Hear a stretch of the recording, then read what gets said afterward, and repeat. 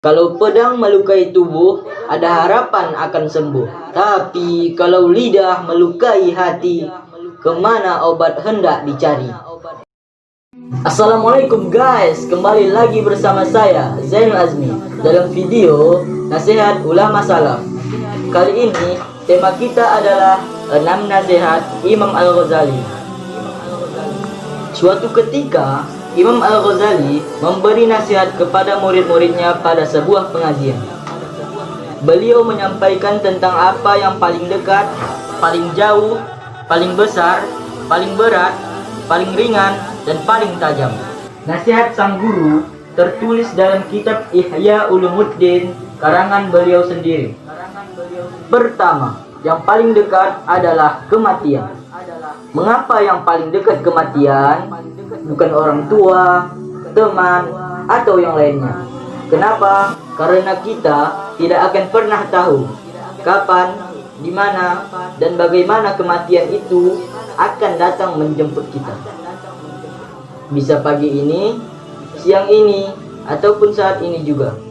Kematian bisa datang. Bisa di rumah, di laut, ataupun di tempat ibadah, atau di tempat maksiat. Dalam keadaan sakit atau sehat, dalam keadaan tidur maupun terjaga. Maka kembalilah kepada Rabbmu. Yang kedua, yang paling jauh adalah masa lalu. Bukan negeri orang yang paling jauh, bukan pula angkasa luar. Karena kita tidak akan pernah kembali ke masa lalu, meskipun naik kendaraan canggih, jet, UFO, ataupun baling-baling bambu. Yang ketiga, yang paling besar adalah nafsu. Ketika murid-murid beliau menjawab, yang paling besar di dunia ini adalah gunung, matahari, bulan, dan sebagainya. Maka beliau menjelaskan bahwa yang paling besar di dunia ini adalah nafsu. Karena nafsu sulit dikendalikan, acap kali menjerumuskan kepada hal-hal yang buruk. Yang keempat, yang paling berat adalah menanggung amanah.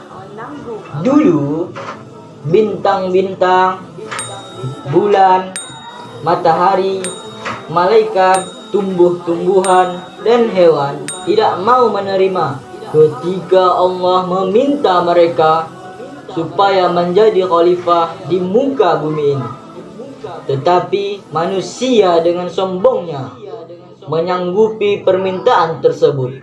Akibatnya di hari kiamat kelak manusia banyak masuk neraka karena tidak sanggup menyanggupi amanah. Yang kelima, yang paling ringan adalah meninggalkan sholat. Semua tahu sholat adalah tiang agama. Tapi karena main game, kita menangguhkan sholat. Karena takut sinetron terlewat, mudah sekali kita meninggalkan sholat. Padahal itu bisa membuat kita masuk neraka. Dan yang terakhir, yang paling tajam adalah lidah.